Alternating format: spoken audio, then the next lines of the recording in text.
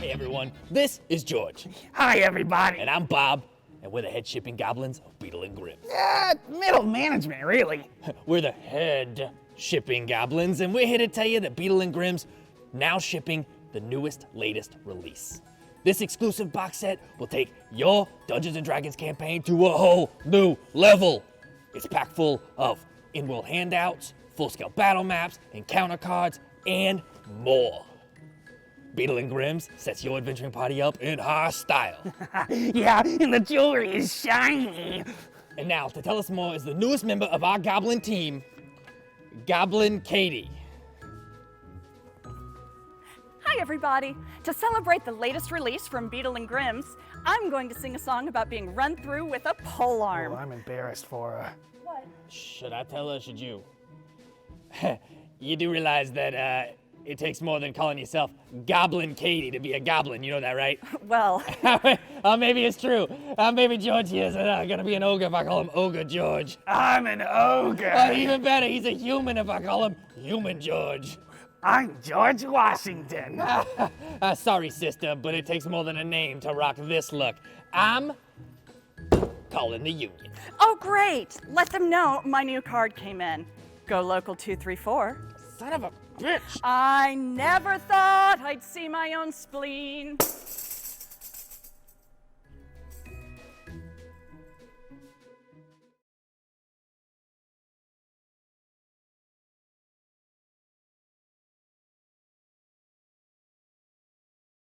No. Hello! Thank you for joining us as we, the Band of Badgers, descend into the first layer of hell, Avernus. My name is Joe, and I am going to be your DM for the day. But of course, what's a DM without a group of players to herd like a bunch of cats through their story? So, hello everyone, how are we doing? Doing good. Hey! Awesome. Loving life. Yeah, hello! So, first of all, do you want to just all introduce yourselves? Starting my screen's in the top left. Just go around one by one and introduce yourselves, if you can.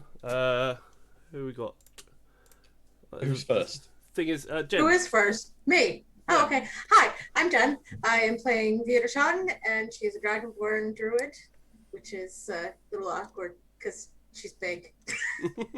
Matt. Yeah, I'm Matt. I'm playing Eleanor. I'm a woodland elven ranger. As you can see, I am rangering up right now. Josh. I am Josh McGuire, and I'm playing Jack Toonhammer, who is a halfling bard. So it should be some fun. Nice. And Jeff. Hi, I'm Jeff, and I will be playing Wukong, who is a human-ish monk. Nice. And finally, Chris. Hi, I'm Cork, and I'll be playing Chris. No, wait. That's right. Yes. Accurate. That makes sense. So That was perfect. Yeah, that was. Yeah. We'd like to also Nailed say a big thank you to Beadle and Grims for all their ongoing support with the channel. We will also be using the Beadle and Grims, I've got it here, I don't know if it's sharp, Silver Edition that I won. I'm so chuffed. Still so chuffed. And there's going to be some of the extra handouts and side quests that come in it that we're going to be using along the way as well. And yeah, it's amazing. There's so many little knickknacks and bits in there that are great. So yeah, thanks to them. We've also arranged a number of great discounts through some of our supporters that you'll see scrolling below myself. So if you're looking for something extra or a present, then go check them out. A big thank you as well to you guys, the viewers, for tuning in. We kind of did this live on the spur of the moment, so I can see we've already got quite a few viewers, so big thanks for you all tuning in. Please hit that subscribe button or follow buttons as well to get notified when we do go live in the future. You can find us as well on YouTube and Twitter, so please drop a follow on all of those socials. And if you have Twitch Prime, if you can subscribe on Twitch as well, that'd be a great help. So Means a lot. yeah, so players, are you all ready? Maybe. I'm ready to go to hell. Yeah, We're ready. We're ready. I will follow. So, a little bit of a backstory for you guys first of all. The city of Baldur's Gate itself was built on corruption, stealing from merchant ships and trade coming to and from Elturel. As the city of Baldur's Gate rose, so did Elturel's hatred of it. A thorn in its side, a tax on its Elturel's trade. Over the past 6 months, the hostilities between the two has risen to a fever pitch. To stop all-out war, Elturel's High Overseer, Thaddeus Krieg, sent invitation to Grand Duke Older Ravengard to put aside their differences, to try to come to a peaceful arrangement. The Grand Duke didn't leave eagerly and was persuaded by the other 3 members of Baldur's Gate Council of 4. Duke Thalamar Vampura was especially convincing, having gathered petitions from the nobility as well as the common rabble. Not long after Ravengard arrived in Elturel, the city was dragged into the 9 Hells and wiped off the map. Given the distance between the two cities, it's no surprise that the residents of Baldur's Gate didn't hear of Elturel's fate until refugees from Elturgard started arriving in their droves. Rumours concerning Elturel's disappearance spread like wildfire, stoking fears that Baldur's Gate would be next. Additionally, it's been noted that there's been an increase in cult activity within Baldur's Gate. These cult members worship the cult of the Dead Three, Bane, Baal and Merkel. At the same time, panic swept through the ranks of the Flaming Fists, which suddenly found itself without a strong leader. In the Grand Duke's absence, the government of Baldur's Gate continues to function under the 3 remaining dukes, Stellamin, Porter and Vampura. Duke Porter has gone so far as to recall his niece, Lyra Porter, from her post as commander of the Flaming Fists at Fort Baluran in Chult, in the hopes that she can keep the Flaming Fists in check. However, it will take time for her ship to arrive. Meanwhile, refugees from Elturel continue to arrive with dire claims that nothing remains of Elturel except a crater in the ground. Among those fleeing Elturgard are several Hellrider paladins, sworn oaths to defend Elturel. Those warriors that escaped the city's fate only because they weren't in Elturel at the time when it fell. And the Flaming Fists have taken to arresting them on sight, lest they try to stir up trouble in Baldur's Gate. Hellriders not going quietly, however, led to violence and bloodshed. So we find yourselves, the party, standing at the Basilisk Gate. And it's chucking it down with rain. It's the kind of rain that goes sideways and really sort of gets into your eyes. The mud is churned up from all the foot traffic and it's becoming unbearable, making it hard for you to keep your footing. And the incessant moaning and wailing coming from the other side of the gate just adds to the already miserable double shift that you find yourselves on. You, along with 10 other Flaming Fist guards, have been tasked with making sure that no other Elturian refugees get through this gate until the whole situation is sorted out. But for the right amount of coin, the odd back is turned, of course. Through the wind and the rain, you see Corporal Vazza making his way through the mud towards the east gate. You four, he says, pointing at, I'm going to butcher this name every time. Version? How do you pronounce it again, Jen? Yes. Virashan. Virashan, thank you. Wukong, Ananar, and Jack. He points at you four and says, immediately, report to Captain Zodge. He's got a job for you, and before you ask, no, I don't know what the fuck it is, and at least you get out of this pissing rain for 5 minutes, so hop to it. And so, Captain Zodge is your commander, that you're aware of as the Flaming Fists. And you know like where his sort of quarters are to be able to go there.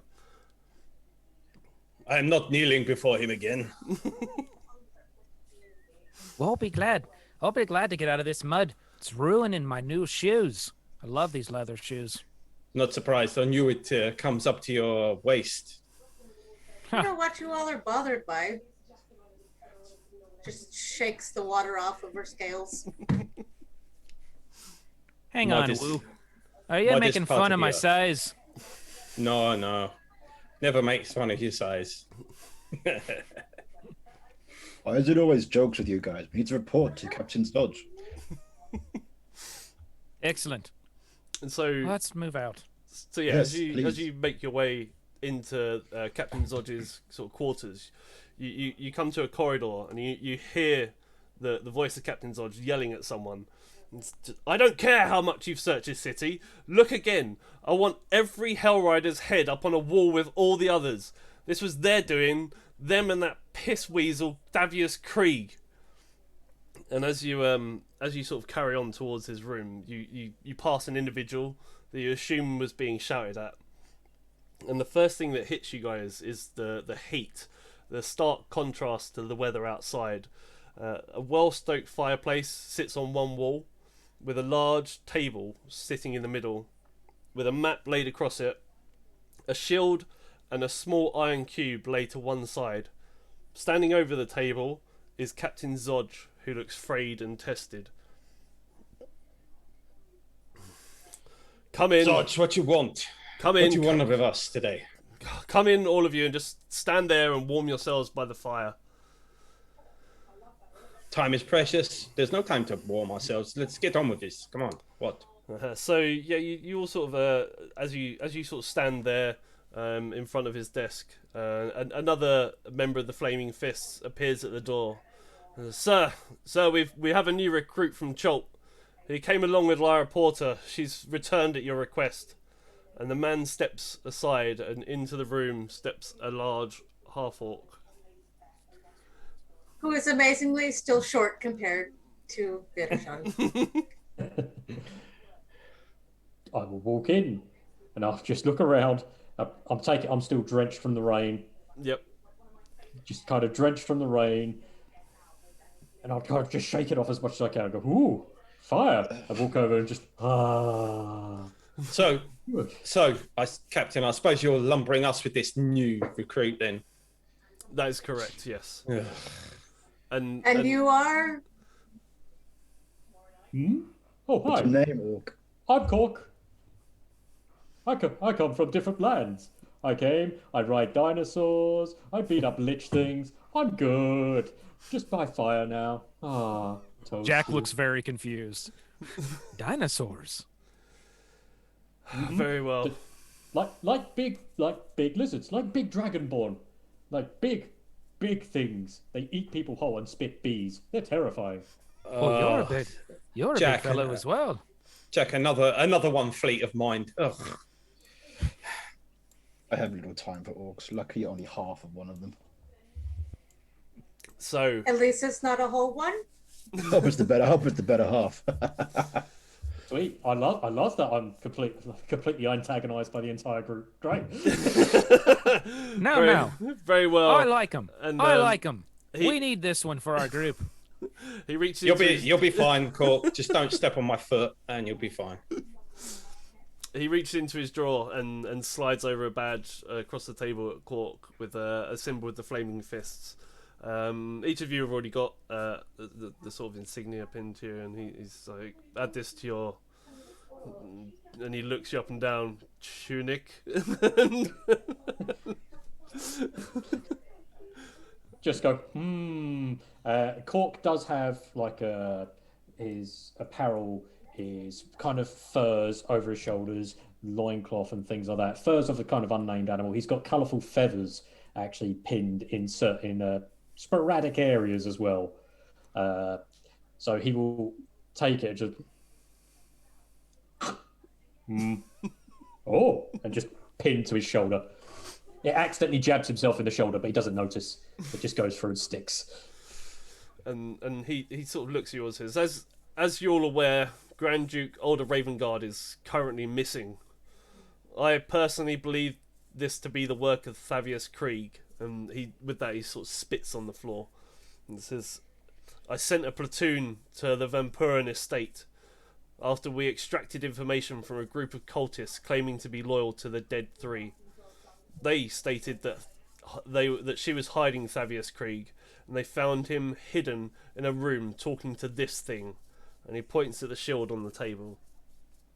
My men killed everybody in the estate, and they brought these two items of interest to me. He runs his hand down his face, almost trying to wipe away his tiredness. Take these items to Candlekeep.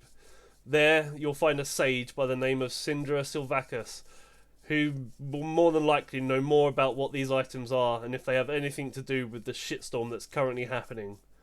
Do any of you have any questions? Yes, how do I get out of this chicken shit outfit? I ask myself that question every day, but we all signed the agreement. Some I'm of us supposed didn't to have a be here. choice. Why would you want to leave? Yes, some of you may be here due to paying off past debts of crimes. No, sir. Here by choice. Or being press ganged into it, like me. You'll come around. It is fate. I also have arranged a horse for each of you with 10 days rations. Go to the stables and collect them. Little one will accompany you on your journey there. Find out all you can about Grand Duke Ravengard. This city needs him before this whole place goes to hell. We will see it done. Thank you. Okay. Head out. So, we're taking the two items. One was a shield and the other one was... A sort of small box.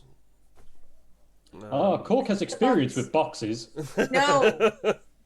Okay, Fuck, and did these not get the box. and these are full size, right? Like there's a full size shield, Yep. full size box. Yeah, well, the box is like a little cube. Slightly bigger than a Rubik's Cube. Oh, damn it. I was going to joke about that. Yeah, got in there first. Okay, so who's carrying the items? I'll take the shield. Give the orc or the cork the box thing. He seemed to be quite interested by it. Actually, Okay, that's a cool. good idea. Is there anything special about the shield at all? I mean, it sounded like the guy was talking to it or something. Yeah, I can. The shield is, as I say, it's a large gold-plated shield with sort of strange swirly, almost like worm-like carvings on the front of it. Right, before I'm going to butcher your name now, Matt. Alina? Yeah, killed it. I'm going to call you Al from now on. I was going to get that. Because Wukong does not care about people's names, so he's just going to call you Al. So before Al picks it up, I'm going to take it, put it in front of myself and say, Shield, what is your story? You sort of hear in your sort of mind's eye, you just hear, you will need my assistance where you are going. Okay, and then I actually sling it at Al. Say, it's a magic shield. Talks to you in your head. Okay. And yeah, when you sort of catch it, you'll just hear it say, "I can be of assistance." Yes, I'm sure you can. On the back you go for now. Where we are going, you will need an aid, a guide, Yes, if you will. Yes, shield. Yes, shield. Let's go. Okay, and is this like audible? Like we could all hear this, No. or only the person possessing it? So the first one was just to Wukong, and then the second one was just to Eleanor. Okay, so So, whoever's touching it is lunatic like now. telepathically hearing this. It's not audible. Yes. Okay. Cork will pick up the box and go, "Who are you?" And the box says no, nothing. So Wukong says to Cork, Cork, it is a box. Put it down or put it in your backpack. We're taking it with us. Come on, let's go. So you do notice that the box itself is there's no clasps or any sort of key area or any joins or anything. It's like one solid lump, but it does have sort of carvings all the way through it that all sort of seem to intertwine to one another. Does Cork seem to be stopping to look at it? Because I will drag him with us if he's stopping to look at it. Cork, just put it in your backpack. It's a puzzle box. I've seen them before. Just let's get on with this. Come on. Okay. And Cork will just put it in his back. He's like, "It's not speaking to me yet, but okay." So yeah, you sort of make your way to the stables to collect your horses, and in there is Little One, and the name is obviously given to him in an ironic state because he is pretty Huge. much like hunked over in the barn, like tending to the horses and stuff. And as you sort of walk up, he goes, "Hello," and just, "You're here for the horses?" Yes, little one, we've come for the horses. You know this. Zosh told you so. Yeah, It should be 5. we go into Candlekeep. Yes. And he sort of leads each one of your horses out. There is one big enough for me. Oh, there's one big enough for me, so there'll be one big enough for you. Excellent. It's a great big Shire war horse. Yeah. So it'll be like 2 war horses and a Shetland pony for Jack. One horse on top of another horse. Yeah. Well, I was hoping to get a bigger horse. Could have one of the big ones if you want. Could always just ride on my shoulders. Yeah, literally, like he picks you up like this and just puts you on the horse. So am I on a full-size horse now? You can be if you want, yeah. Okay. I guess Right. slipping into metagaming mode, I guess as long as the saddle's the right size, the size of the horse doesn't actually matter, does it? No. No, he just can't Technically. get off the horse Yeah. without falling. But, Yeah. but it could Or have like jumping. a fold-out ladder on the side. Yeah. Cork will look at his horse and be like, "Last time Cork had a mount, he ended up carrying it." You see Wukong continually rolling his eyes like, "Oh, why did I do this? Deserve this?" In the meantime, Ananar's been proudly sat on his horse waiting to go for ages, just like casually waiting for you guys to catch up. Nice. So yeah, you make your way back to the Basilisk Gate, the one that you was guarding previously, and as you sort of ride up to it, the Flaming Fist soldiers pull open the gate's locks and hold back the tide of Eltergardian refugees that are standing the other side. And you cut a path through these wretched souls whose wails intensify as the Basilisk Gate closes again behind you. The dirt road cuts through the slums of the outer city and past the walled neighbourhoods and out to the great span of Wormwood's Crossing and onto Candlekeep. Now, it's a 10-day journey to Candlekeep, and over those days you'll obviously camp and sort of sit around a campfires and talk. So is there anything that you guys wanted to say to each other or to little one? What's it like being so small? You'd have to ask Cork that. He's a tiny one. And then the others, they're even smaller. Cork was usually one of the taller members of his last team. This is going to be fun. Are you good at being in front line? Can you take hits like Cork? No. Why I not? find think if so. you Cork, I find if you dish out the hits well enough, you don't need to take them. Ooh, good strategy. Good idea, that. Yeah. I'm more of a healer type. A lover, not a fighter, as my mum says.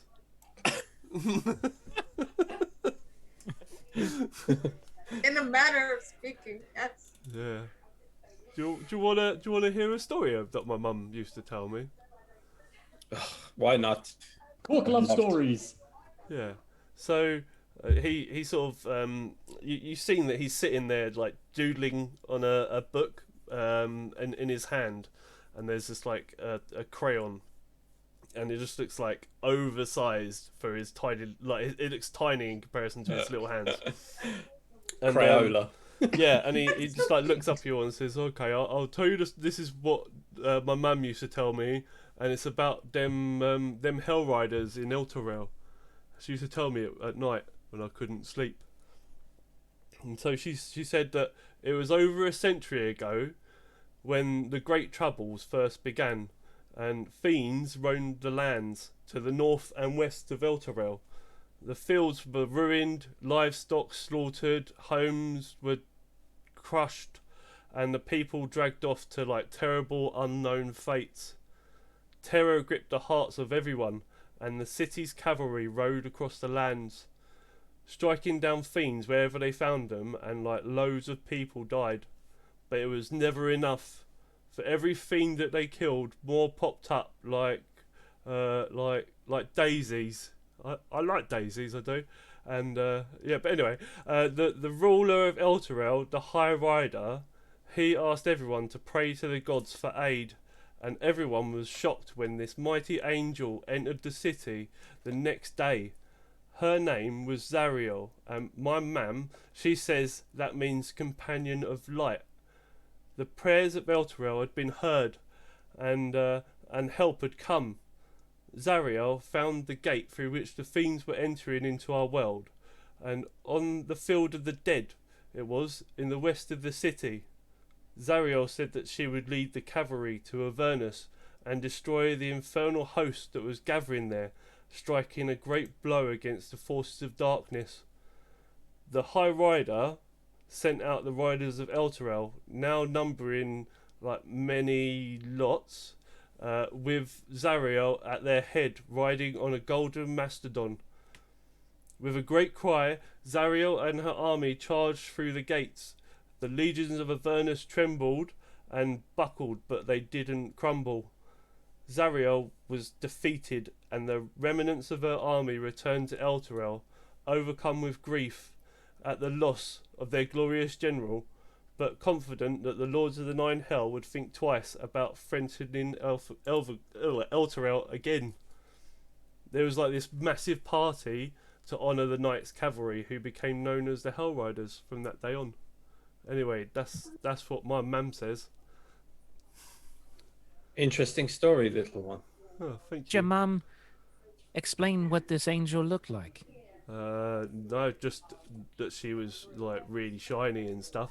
I don't know. Yeah. Shiny. Yeah. She apparently had like this big sword. Yeah.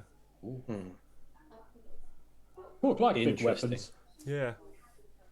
Big weapons fun to wield. Cork have axe. He got given axe by friend over in distant land. It's not. It's a bit rusty, but still good. And then he just goes back to like colouring in on his book that he's got perched on the crook of his knee. So. At some point, Vershawn will find a daisy for him. Oh. So yeah, over the next sort of 4 days, you sort of carry on your travels to Candlekeep.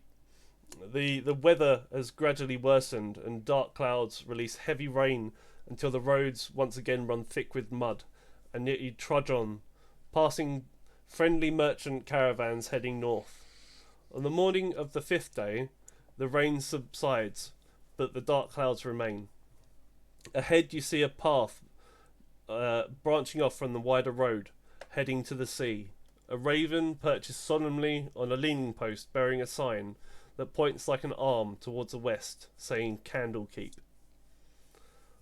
The afternoon sun shines through the clouds to illuminate the grey walls and pale spires of a time-worn fortress that stands majestically atop a rocky promenade overlooking the sea. I will, for the players, be able to show you what the Candlekeep looks like. Did you see that raven on the sign back there, people? There's a raven? That's a sign. A sign? Yeah, What kind it's of a sign? sign that ravens like to land on signs. That's a good one, my friend. What would we do without you? Yeah. So at the gatehouse, when you reach Candlekeep, you're greeted by 3 monks in purple robes, a human, a shield dwarf, and a sun elf. Around their necks hangs holy symbols of Denner, the god of writing, whose symbol is a lit candle above an open eye. "Welcome to Candlekeep," says the elf in common. And she also turns to Alinar and says, "Welcome, my friend." No, thank you. Typical elves. A gift is required. Cork. Hello, Cork. A gift is required from those seeking to admittance. You must donate a book or scroll that isn't currently already in the library's archives. Please present your gift for inspection. How are we to know what is in the library's archives? And then, like, little one sort of steps forward. "Oh, this is my.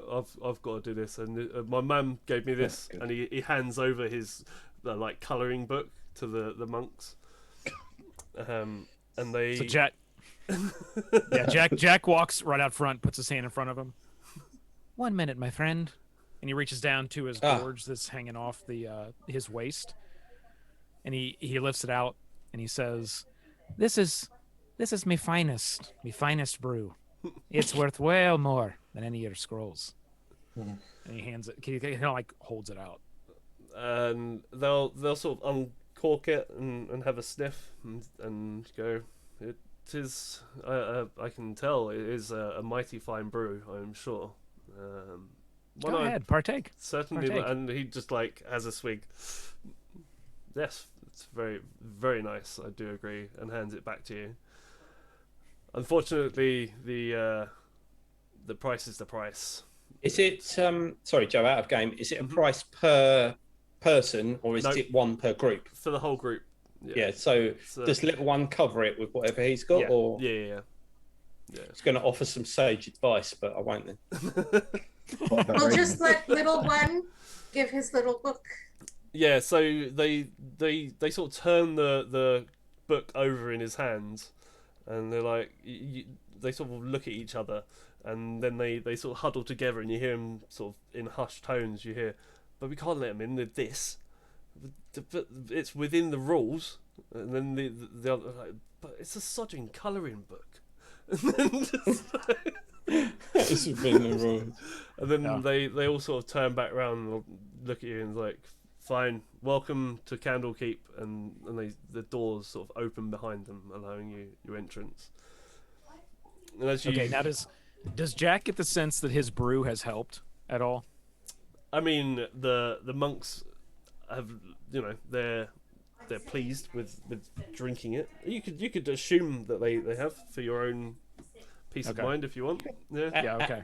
All right. As Wukong walks past them, he turns to them and he says, even silence cannot make a wise man out of a fool wherever he travels.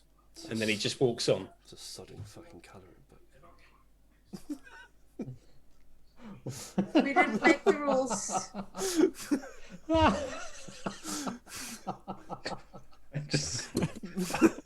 I just Thank you walk for your hospitality. Yeah.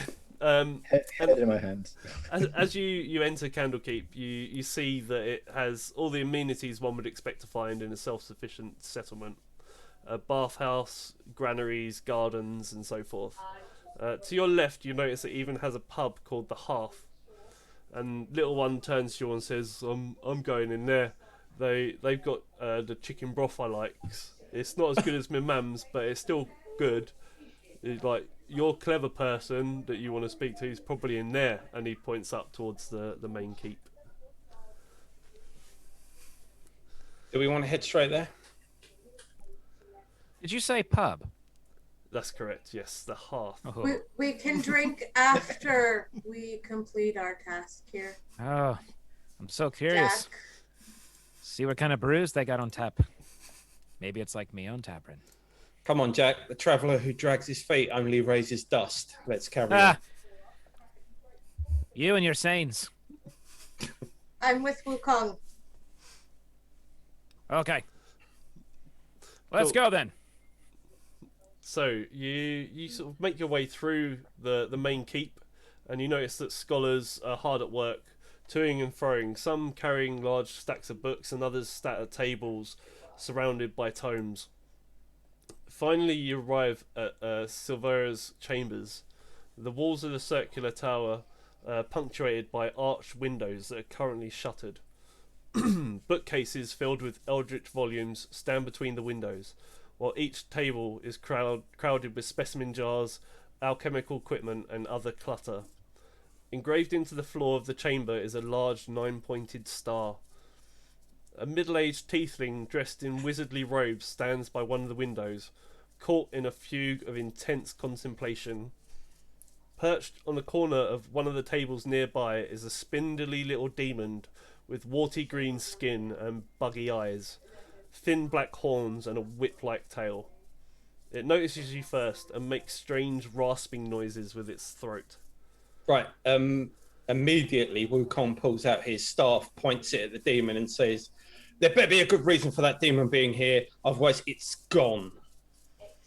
And the wizardly-looking person sort of stands there without moving and says, "I can't tell you how pleased I am to see you all. Well, what have you brought me?" Oh, you Syndra? That is correct, and she sort of turns to look at you all. Oh, hi, I'm Cork. I got non-talking box. And she, when you hold out the box, she just says, "Oh, a puzzle box," and pretty much wants to sort of snatch it out of your hands, out of pure excitement. Did you know that I've created a fair few of these myself? Leave it with me, and I'm more than happy to investigate it further for you to see what sort of secrets it might hold. Oh, okay. Cork good with boxes too, but yeah, you have this one. Oh, certainly. Thank you, Cork. And she looks over at Eleanor and says, I see you have a shield." Oh yes, yeah, and it talks. It talks to the person holding it. It's just stop talking. So just be careful, because once it goes, it doesn't stop. I'm just gonna pick up the shield, hands it over, and says, "What is it?" Place it on the table there for me, and I'll investigate that also for you. Sits down on the table. As he does that, Jack runs over and puts his hand on it. He's just naturally curious. He wants to hear it. Makes sense. And he says to you, "Take me to the 9 hells, and I swear I'll serve you faithfully, both as a guide and advisor." Oh, yes. You will serve me. The big wide grin on his face. Well, that was sinister. Holy shit. Yes, you will, my pretty. Yes. Did he say something? Did he say something there? What? And so Wukong says, "What is the purpose of this demon? Tell me now, otherwise I am going to kill it." He's my friend, and my trusted advisor and helper. Demons cannot be trusted. And you notice that she sort of like falls down her hood, and you notice that she's actually a tiefling as well. Oh God! I might have known. It says, demons are not always what they seem. Some can be trusted at times.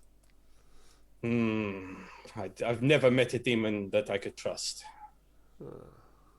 Very well. Well, leave this box and shield with myself, and I will. I'll call for you once I have any further information. In the meantime, it may be worth having a look in our libraries. We do have many a book and tome in the Candlekeep libraries that may be of assistance to you. So... Oh, yes. Thank you. And Vitashan just like will go looking for things, all the things that she can find on everything. Cool. So if you can, or I'm assuming you're all going to go and have a look through, follow her advice and have a look through the library, or is there going to be certain individuals that are just going to sort of stand and watch? Yeah, I'll obviously go and see if I can find any books on wisdom and sage advice and all that sort of stuff. So but as I do leave the room to go to the library section, I say to the demon and the tiefling in Abyssal, "I'm watching you." And she replies back with, "And you."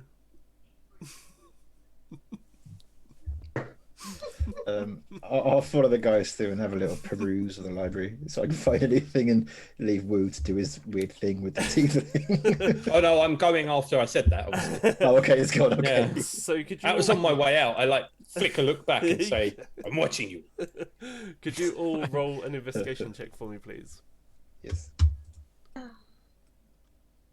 Just keep rolling. Going to be a noob here and say, "Can we do that in Beyond?" Roll 20. Yes. Yep. So if you open up your character sheet and got you it. find investigation, just click on it, and then if you just give me Investigation. a shout of what comes Boom. out on the right hand side. Brilliant. First roll. A 4. I don't know. I got 13. 13. Yeah. 13, yes. Anything higher than a 13? Yeah, the Verishan got 14. Nice. Yeah, that's the only one I higher. forgot to unmute myself. That's fine. Sorry, we'll back you up. Don't worry. So from looking through the book, you sort of are all rifling through books and pulling things out and having a look through them. And between two sort of books, Verishan, you find a small little paperback book. It's about 8 or 9 pages long. And as you're sort of flitting through it, you notice that it's all about devils, and it's called the Comprehensive Thesis on the Nature of the Infernal. And as you're sort of flitting through it, you notice that there is a name written in pencil along the side of it. And even just reading the name in your head, as you do so, a small drop of blood forms on the corner of the page and drips onto the floor. And as the drop of blood hits the ground, you get the smell of brimstone and sulfur that just sort of fills the room. And in the same space as the drop of blood, an imp suddenly appears. And he carries an ebony cane and wears a fine tailored vest and top hat. A small knife pokes out of his vest pocket, and he turns around to you all and says, "Huzzah! Hello, heroes." Is he a pimp? Yeah. My boss has taken notice of your ambitions and is a fan of what you do and how you go about doing it. She knows of your future plans and would like to assist you. She thinks that you and her have got so much in common. So, I have got an offer for you, and it is easy. Go on. Right? Easy. Right, all you've got to do is nothing. Yeah, easiest thing to do. Do nothing. Absolutely Cool. nothing. Cool, good at nothing. Yeah. And if you do nothing, I'll give you a magic item. Right? Do you mean nothing what now, happens or do you if mean we nothing in the do- future? Right. Nothing. So, What is the consequence of doing nothing? well, your mate, little one, he's gonna die. Alright? You can't stop it. You can't do nothing to save him. And if you do nothing, doesn't matter if you do anything anyway, he's still gonna die. But if you do nothing, you'll get a prize. You can't save him anyways, but I'll give you something if you don't try. Why do you want him dead? It's just gonna happen. I don't want him dead. It's just the thing that's gonna happen. What will How happen do- to him? How do you know will happen? I just know. And who are you? I just know things. My name. Yes. My name's your not name. important. It is important. It really isn't. Was the name really quick? You said there was a name on there, but you didn't actually say the name. Yeah. I can pass you across the name of it if you want. It's Okay. written. His name's written on the side of it. Did you say it was a little demon? Yes. Like a little an imp imp. with a top hat. Yeah, a and little cane. imp with With a a top top hat hat? and cane. Well, And a cane. imps are small demons, aren't they? Yeah, Oh yeah, Basically. you can go. Yes. Oh yes. So I will give you the page that it's on, but I'll also put all of the other pages in your thing as well to have a look at later. Okay. I was very rapidly writing down everything that you were saying. That's all right. Yeah, so there's nothing you can do to save him. So if you don't do anything, you get a prize. But if you do try, then you won't get a prize. Unless you think that a dead half-orc is a prize. Because that's all you're going to get. Because you can't save him. Why can't we save him? Because he's going to die. It's not, that's above my pay grade, do you know what I mean? The thing Can to you- me, Where it was- sounds much more like a bribe than a prize. Hmm. Do we know? Do Sounds we know more like where- there might be something we can do to save him, and you just don't want us to try. Do we I know agree. where he is? What, little one? Yeah, little Yeah. one's in the work inn. in the- Or the last place you Yeah. saw him was in the inn. Yeah. Eating chicken broth. Yes. Wasn't as good as his mom's, but See, we listen. we're all I get the feeling he wouldn't be able to actually tell the difference, but you know. Right, exactly. He might be a connoisseur of chicken broth. You Yeah, never it know. could be like his major skill is soup tasting. Yeah. He's soup got tasting. he's got a blog. He's got a blog. Cork will basically go. Cork, go find him. Cork, see if Cork can help him. Cork liked him. He tells stories. You can try, mate. You can try. Cork will try. It doesn't require all of you. And if any of you Can are we up for it, capture this imp? you can certainly try. As he says that, he says if any of you do want to sign, it doesn't have to be all of you. And he just clicks his finger, and this like blob creature sort of appears next to him, and it's called a Lemure demon, and it's a repugnant sort of shapeless, formless creature that's just got a face, and then it almost looks like Muck from Pokemon, like just a blob. At least it's not the shiny muck that was nasty. Yeah, and on its back is a contract that's carved in Infernal. Yeah, I've seen these before. They are demon lawyers. Yeah, You do not want to mess with them. If you want to, if you want to get some magic items, all you got to do sign here on the contract, and it, like as I say, on the back of this demon, there's been this contract just carved into its back. Doesn't have to take all of you. Wukong's going to say to him in Primordial, if he understands Primordial, he's going to say to him, "You have 5 seconds to get out of here before I kill you." And then he's going to start counting backwards from 5. I'll tell you what, I'll do you a deal. You've got 4 seconds to sign this contract. What is this guy? So Wukong projects out his staff at lightning speed and stops it just before the demon's face. All right, It says- all right. 4, 3. Very well, and he just clicks his fingers and disappears. Before he does that, Vidashan's gonna sign. Yeah. What? Like, Okay, to explain, her flaw is that she would risk a lot for to uncover knowledge. Yep. Magic item might be uncovered knowledge, so sorry. Very well, very well. And he like he sort of pulls out his dagger and hands it over to you, and just says, "Just sign here, just sign it." And there's like a space on the back of this Lemure demon where you can sign your name. While she's signing, I'm going to chase up to Cork because I think Cork's gone to find little finger. No, that's not right. Yeah, little one. little finger, little one, Little finger. It's like, little Game of No. Thrones. Alright, crossover. Yeah, that's fine. So yeah, as you sign your name, you see that it sort of etches into the back of this demon, and it all sorts of like sets in.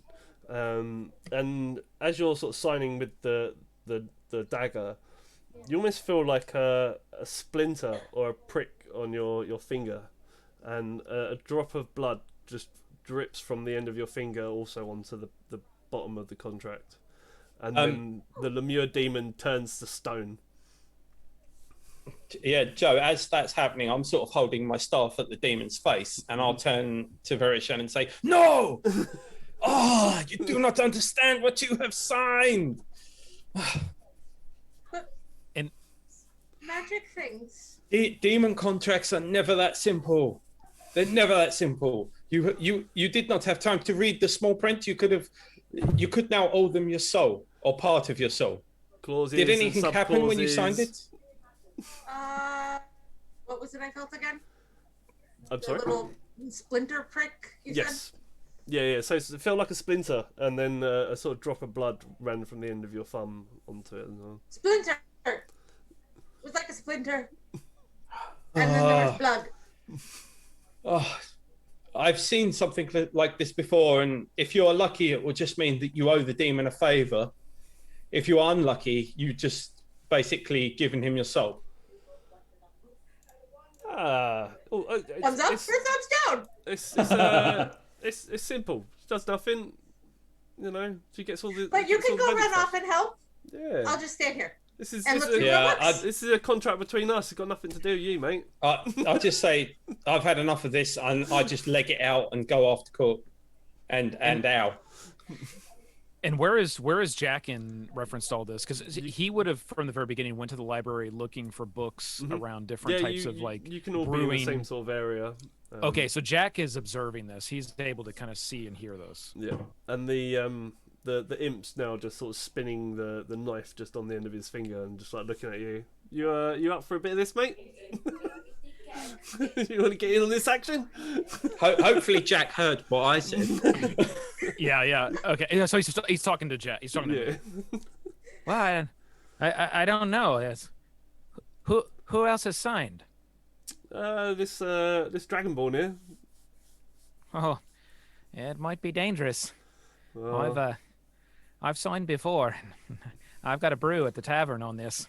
It's called nice. Demon's Nipples. You don't want to sign them.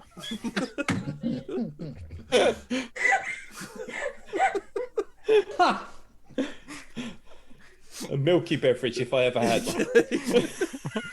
one. Maybe sometime I'll tell you that story, but I don't tell most.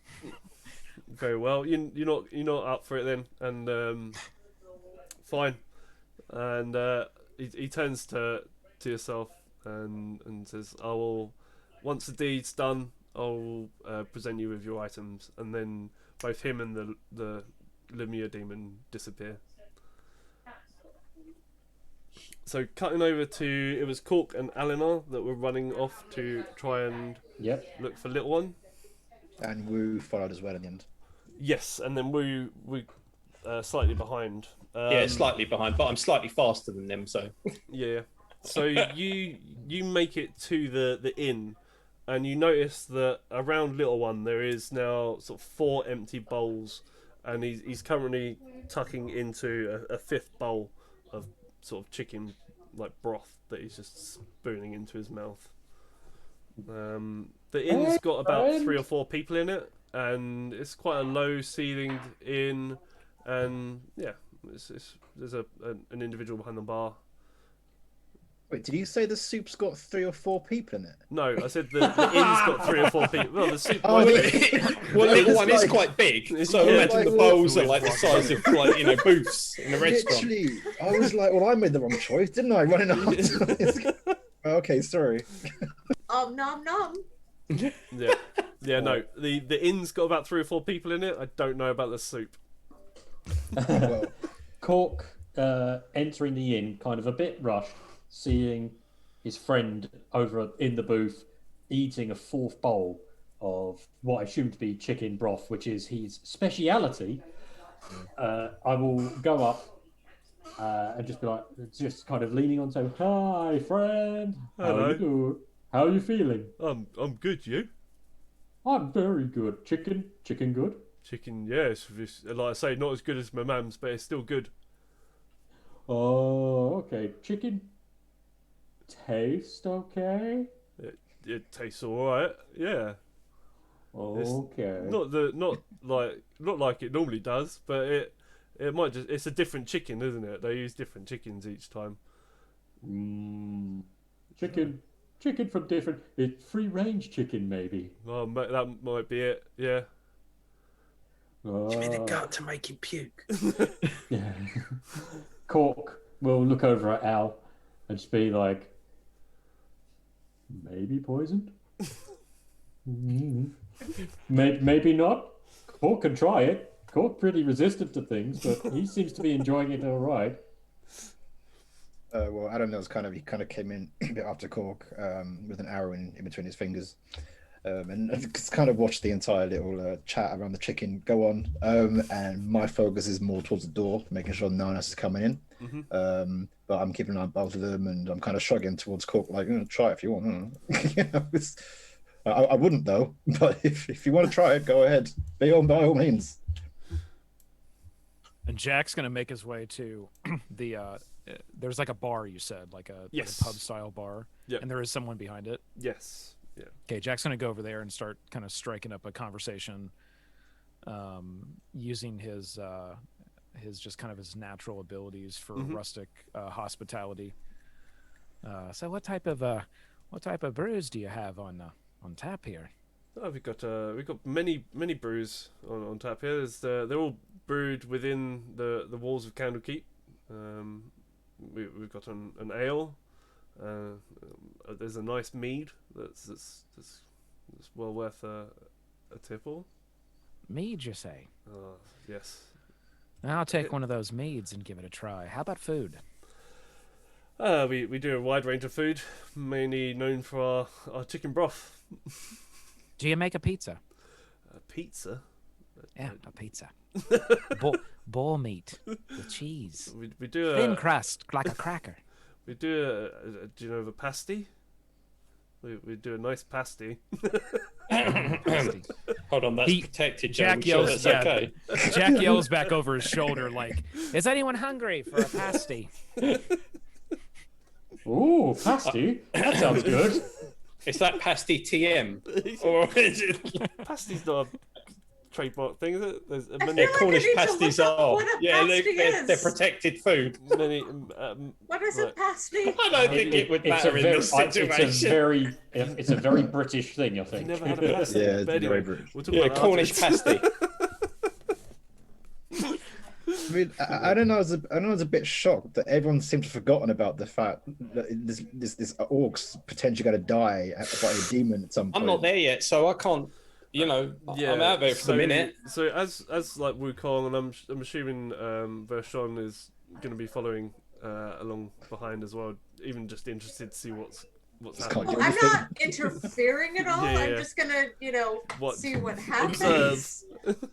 Because I signed a contract, so I can't do anything. So yeah, you both sort of walk through the main square, and as you're doing so, you notice you hear a bell going off, and the square itself starts to sort of fill up with people as you're sort of walking through. Whereas and I'm inside so tall that I can see over the entire crowd. Whereas inside the pub, little one still just carries on spooning chicken broth into his mouth. Does anybody out of game? This is. Does anybody have any way of telling whether something is poisoned or not? No. I'm just thinking. Would Unless it's just like Cork hits his finger and it goes on. Yeah. I mean, apart from actually doing some sort, I'm guessing it would be maybe a survival check, like you do a finger in the bowl. A little taste, and then you do a survival check or something. Yeah, I think it would be survival or medicine would be the two. Yeah, one of those two. Yes, but I'm not supposed to interfere, so. I've got a spell to detect poison disease. Okay, there you go. Which could awesome. Yeah, you can. Back in character. Awesome. Does anybody have any way of telling whether these soups are poisoned? It seems the most obvious way that he might die. Yes, I can take that, and I'm going to approach the broths and kind of like try and detect a poison bite. It's kind of sniff it, wouldn't you? And at the same time that he's doing that, Wukong will try and get little one away from the soups to distract him with something. I don't know. I'll say, have you seen this before? And then I'll do like a backflip or something. So look what I can do. You just do a random backflip. And then after I land, I'll do jazz hands. Nice. So Eleanor, you sort of inhale the vapors and aromas of the broth itself, and you don't notice anything that you would assume to be poisoned in any way, shape, or form. Doesn't smell great, but it's not poisoned. Not free range. I wouldn't say edible, but it's not poisoned. Well, I trust you, Al, as much as I trust anyone. So we must assume that maybe the way that little one is going to die is going to be a physical means rather than any sort of like other intervention. So, what? Yeah, just yeah, I was going to say, just stick close, little one. We've been told something might try and kill you, friend. Well, I feel like you're all going to make like a circle around him. Circle of trust. A circle of trust. I like it. What am I seeing outside? Yeah, it's just like throngs crowd? of people moving about. It's almost like like a lunchtime or a change of lessons or something like that. Do you know what I mean? Like there's a lot of like foot traffic outside. And you do also, the people in the pub, you do notice that the inn itself has sort of slowly started filling up.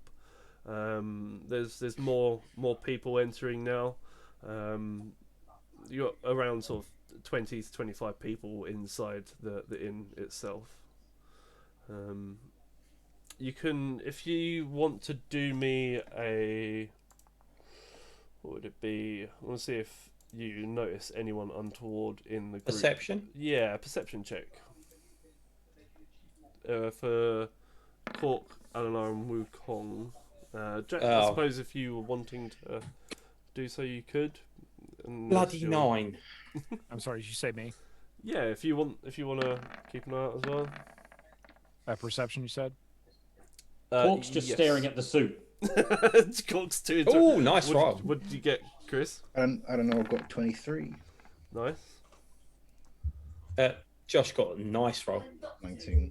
Yeah, 19. Well, let's see. Would my Jack of Trades also add to that? I think Jack of all trades you should have already got on your. I'd get a +1 if my proficiency doesn't already add to it. Cool. So your proficiency is added to that. Yep. And then you've got an additional +3 mod on top of that. Yep. Okay, so the Jack of Trades is already coming on then, I guess. So yeah, Eleanor, you noticed that there could be a within the large group of people that have just entered the room. There's probably a number of like 2 to 3 that you can see people that look slightly out of place, or as if although they're wearing the same like robes and things like that as everyone else, it's almost like they're wearing clothes underneath them. So by out of place, do you mean like they look demonic, or they've got different kind of color they've got? No, like just you, it's like they're slightly, shifty looking, I suppose is probably one way to put it. Yeah, they've got their hoodies up. Yeah. And there's 3 of them, yeah. To your knowledge, yes. Knowledge, okay.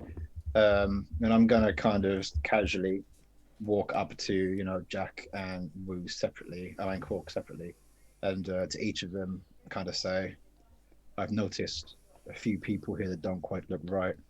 Go stand near them, and hopefully we can all kind of mark one. Good idea. Great idea. Yep. Cool. So I'm going to be between my one and Lil. Do we want someone to guard friend? Verishan and Jack could stand near little one, couldn't they? I guess, and the rest of us go stand near the people. Verishan can't do anything. She's like Verishan can't do shit. Verishan, and also Verishan really doesn't notice anything. She's too consumed by the fact that there's so many little people running around her. Yeah, Jack could Crowding definitely her. go over and stand by the table. Cool. My little one. Yeah, so we'll go off and mark one of the people each. Cool. So as you're sort of surreptitiously standing next to random people in this pub, little one sort of looks really confused at you all and is just like, what are you all doing? This seems very strange. And Jack, buy him a drink. Jack, buy him a drink. Distract him. So is Wukong like it? Are you like literally saying this as you whisper? Yeah, as I walk past you to go mark my man, I say, Jack, keep an eye on him and distract him. Yeah. Oh, excellent. Just the things I like to do. So, Yeah, she got me in enough trouble over the years.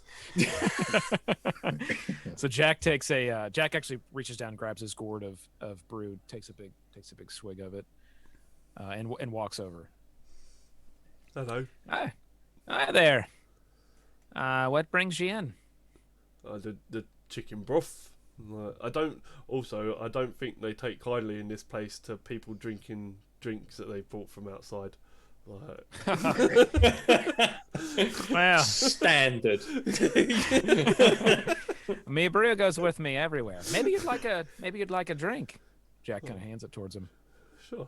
And as he goes to take a sip, Wukong, can you roll me a Dex check for me, please?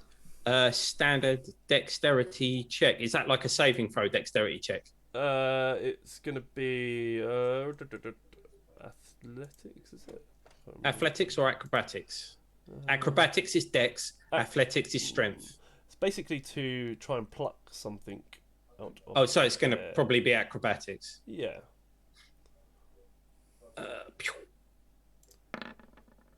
16. So you see this sort of dart come flying from outside of the inn itself, and it goes sort of flying across the room. What's your gourd made of, Jack? It's just made of like whatever, like a gourd. It's made of that, like, I guess it's like a hollowed out, almost clay like type effort. Yeah, I think there's a couple of different materials those things are made of. So yeah. Yeah, I would say a sort of it's like a dart or something natural. like that. It's like a natural gourd. So it's probably it's like not made of clay. wood It's or clay. Yeah. Okay, so this sort of dart like missile comes flying from outside, and I'm gonna say that it like ricochets off the side of your gourd as he goes to sort of lift it up, and it just hits little one in the side of the neck. And you see this dart with this like red feathers on the back of it, sort of sticking out of the neck of little one, and he sort of turns to you and he like gives you back the gourd, and you see him sort of like start to sort of sway backwards and forwards, and I don't. And then he just sort of falls to his knees and sort of slumps down at your feet. And the three individuals that you guys were all sort of standing next to sort of turn to make a move towards the door itself. Can I attempt to trip the one that I'm standing next to? Yeah, you certainly can. I'm not sure what that'd be. Would that be like a standard unarmed attack roll? Yeah, roll an unarmed attack roll for me, and we'll. 24. Nice. So yeah, you trip up the individual, and they fall over at your feet. And then I'll, if I can, before actually going into combat, I will pull out my staff and put it on the back of their neck, because I assume I trip them up as they were walking forwards, so they'll be face down. And I'll put my staff on the back of their neck to keep them down, sort of thing. What are the rest of you two doing as they sort of go to make a move? I'm going to kind of abandon mine, and I'm hoping that I can get to. So I've got a little finger in my head now. Little finger. This is all I've got in my head. I've completely forgotten an actual name. I'm going to call him Little Orc. And can I quickly remove the dart and cast Cure Wounds on the thing on his neck and see if that kind of prevents anything taking hold of him that could be potentially lethal? You can, as you remove the dart, I will allow you to sort of put your sort of hand on his neck. And you notice that there unfortunately is no pulse. So when I do that, then I'm going to kind of look at everyone and say, kind of shout, "He's dead!" And kind of. Well, in that case, I can help all I want. Sorry, done. And Jack just yells, "My gourd!" What a waste. Jack. Oh my god! Oh my god! Oh my gourd! Gourd! Oh my gourd! Did Cork see where the dart came in from? It just appeared from outside the inn itself. So I assume it came through an open window or something? through the door itself. Oh, through the door. So like an angle. Yeah. Okay. Cork will, if Cork saw it and he saw where it came from, Cork will rush to the door and try and head outside. Even if you didn't see it, I could say that Wukong sort of pointed towards the door where it came from and yelled, "Dart came from door, go!" Cork, go. Yeah, so Cork, go. Cork, go. So yeah, as you exit out of the inn, you notice that a sort of hooded figure is sort of making their way towards the throng of people in the square itself. I'll go that way. Cork will basically draw his great axe and will start moving in a direct line over there, and basically just anyone that gets in the way, he will knock out the way, chasing this hooded figure. Cool. And who else did we have inside? We had Wukong was pinning an individual down. Vershon was chasing after Cork. Jack and Eleanor, you were tending to the now deceased half orc. You didn't want to say the name. I know. I know, because I knew I was going to get it wrong. It's your own name and you can't get it right. Yeah, I know. We'll just at that point where were it's like, yeah, this guy. And It's that Matt's guy. fault. I'm sorry. I'm Over so there. sorry. I take full credit. And Jack, little something. what was you Shame. up to now? Sorry. You still in the inn? I think Jack was admiring. Was a bit distraught over Is his. Possible to being hit by a see? dart. Hey, go ahead, Jen. Oh, sorry. Is it possible to see if I can use? Is that a humanoid in that cloak, or? Yes, yeah. You'd assume that it would be a humanoid. It's an average human-sized individual. They're not like massive or tiny. So. Are they within 60 feet? Yes.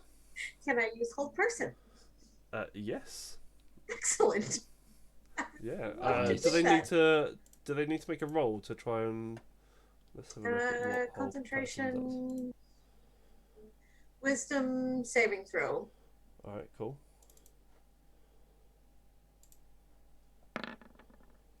No. So yeah. So let's have a look. paralyzed. So yeah, that's really cool.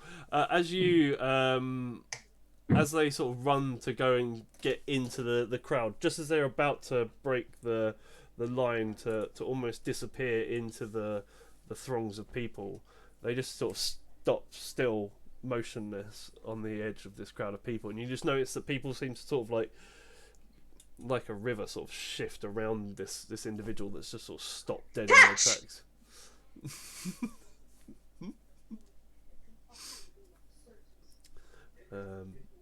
Cork, I'm assuming you catch up with them, or?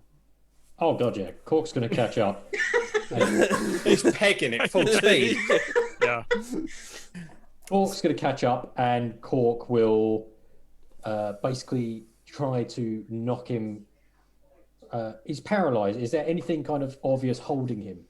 No, he's just sort of the individuals are standing there, and you even got the ability to sort of walk around to the front of them. You notice that they've got Cork tackles him to the ground. Just, Just straight tackle. So yeah, as you sort of wrestle this individual to the ground, they I'm assuming would still remain paralyzed, laying on the floor, and they're just inert on the ground with you laying on top of them. Yeah. Cork would then. So, how does he look? As I say, the individual's wearing a mask, has a black hooded robe that they've currently got up, so you can't really see much of the individual themselves. It's literally just a masked hooded individual. Punches the mask. Trying to break it. Trying to crack it open like an egg. So yeah, as you sort of punch this individual, you hear the mask crack, and you sort of feel the back of their head hit the concrete behind. And yeah, the mask sort of splits into sort of 2 or 3 pieces, and is just left on their face, with sort of blood starts to almost ooze out of the nose holes. Cork will grab the biggest bit of the mask and just kind of fling it away, and just why? And you see a humanoid sort of looking back at you, a human face, and it's sort of like. Yeah. Yeah. That's perfect. Yeah, pretty much like that. I'm getting almost like Phantom of the Opera because you've only taken away a piece. Yeah. From now on, Jeff does all the faces. Yeah, that's it. I just clip that, put it up.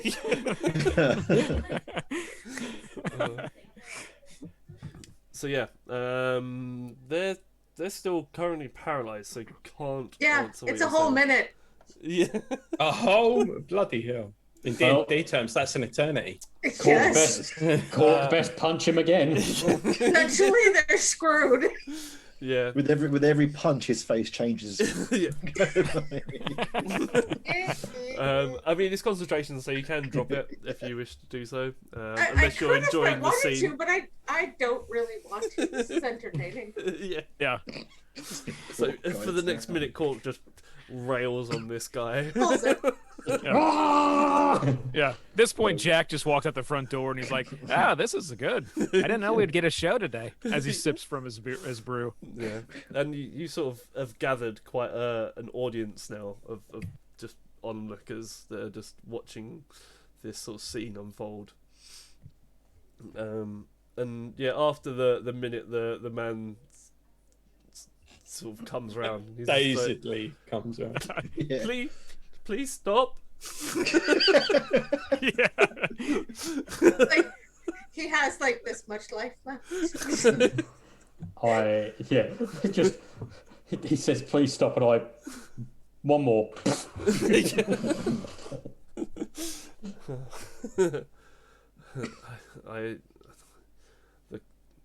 have something to tie this person up with, because yes. Yeah, you got rope and things like that. You could have done that within that minute. I'll allow you to retrospectively have tied him up. Yeah, I mean, not just watching it, just like smashing him in the face. Joe, back in the inn, did the other 2 suspicious people make it out the door and disappear? So questioning the person that you pinned down to the ground, you realise that he's just a scholar that looked a bit shifty. No, I'll go to. I'll put out my hand to help him stand up, and then as he grabs it, I'll pull it away and go, "Yeah, not happening," and then just kick him and then walk out the door towards where the other ones are. You know how some people just look shifty but aren't. Okay, so what about Jack then? Like the individual that he was interacting with. I mean, he's exited. He's kind of left the building, but he's not far from the door. Yeah, so any of the individuals that were inside the inn itself were, as I say, much like the one that Wukong had, were just people that you just presumed to be shifty individuals. There's always some in any pub you go in, let's face it. I mean? It's like walking into Eddie Weatherspoons. Okay, but they're not trying to like in Witherspoons, it's like 99% of the people are shifty, and there's 1% that isn't shifty. They're there for the English dinner. But they're not trying to escape or run or anything like that. No, they would be more like, "What are you doing? What? I just come in for the pasties." So I'll double time it outside to where the rest of the guys are. I'll assume that probably could have happened in the minute, couldn't it? Because I would have flipped him over in that minute and said, "Who are you?" And he would have said, "Oh, just some guy." Yeah. And then I would have gone, "All right, bollocks." Yep. So the individual that you've tied up, when he comes round, just sort of stares at you all with like contempt on his face.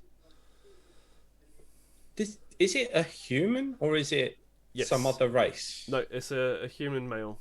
It's a human male. What do we want to ask him, people? Who sent you? Why? That's so like many answers. Cork doesn't always do sophistication. Why? Why do I really need to answer that? Yes. Yes. All of you should know. All of you flaming fists. You're all Enlighten the same. us. Enlighten us. Yeah, that's what you need. You need enlightenment. Cork then looks at the bed. Would you like my flaming fist in your face?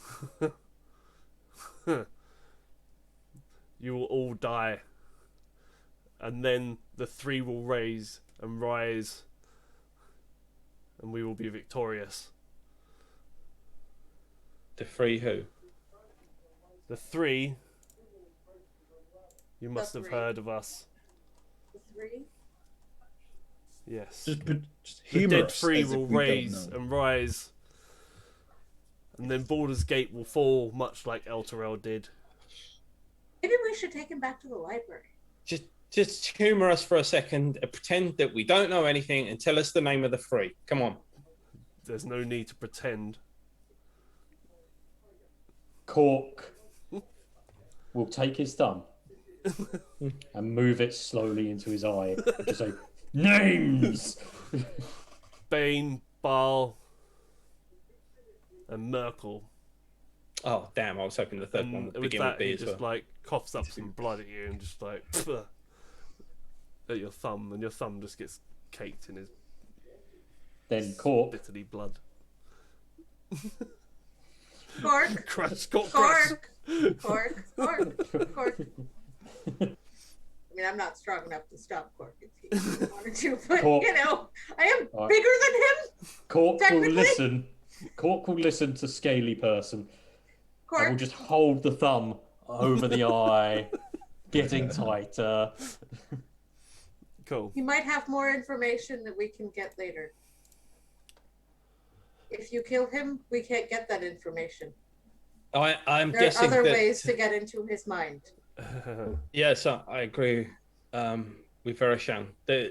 This person wasn't sent directly by Baal or anyone else like that. They must have a contact here on our plane. So we should definitely question him some more, maybe in a different place. He's a tool. Cork's more in in more for ways public than one. execution of the individual. Cork, pick him up by his eye sockets and we'll take him somewhere else. So We'll painful. grab him by the ears and lift him by the ears. He does not need his eyes or ears to be able to answer us. It's very But true. if he bleeds out through his eyes, we won't have him anymore. Cork He will has not done bleed many out. terrible things. I've taken many people's eyes. They have never died from it. Come on, let's go. It Yeah, can't be Jet- as bad as signing a demon contract anyway. Yeah. Hey! Cork will point to the kind of the pelts and things like that he's got on him, and we'll look at him and go, "Cork wears the pelt of his last victim." Are we doing good cop, bad cop? So we're like, okay, oh, you better listen to him. I think he means it. Yeah. At this point, Jack's gonna walk out, and try to, silver tongue a little bit, but basically go for just trying to, get this being to understand that there's a lot of pain that's gonna come if they don't cooperate. Pain. Lots of pain. Yeah, so he'll tell you that the Flaming Fists and the Cult of the Dead 3 have been having sort of interactions within Baldur's Gate, and that a lot of the Cult of the Dead 3 have been rounded up and killed by the Flaming Fists, and that it's sort of a retaliation for that, and that there seems to be a lot of this sort of back and forth, like little skirmishes and like hits on various just members, or if a member of the Cult of the Dead 3 sees a Flaming Fist individual, then they'll try to exact revenge on them. So it wasn't a contract killing as such. It was just it was an opportunistic attack. Yeah. I think it would be wise if we, for now, stowed our Flaming Fist badges, just in case. So do we get any sense from that how many of them there are out there? Like, so how many of them are there out there that are like trying to attack the Flaming Fist? Within Baldur's Gate, it's kind of like a underground network of cultists and such, and the same goes for the sort of surrounding towns. There could be, half a dozen to a couple of hundred in various different towns and such. Within Candlekeep itself, he can let you know that there's only possibly a handful of individuals, due to the fact that it's harder to get into Candlekeep than it is to get into Baldur's Gate. Do you think we can extract the location of their sort of headquarters or something from him? He would tell you that the location of their headquarters is actually in Baldur's Gate, and that it was underneath the Vampiran residence. What do we have to cut off him to get that information?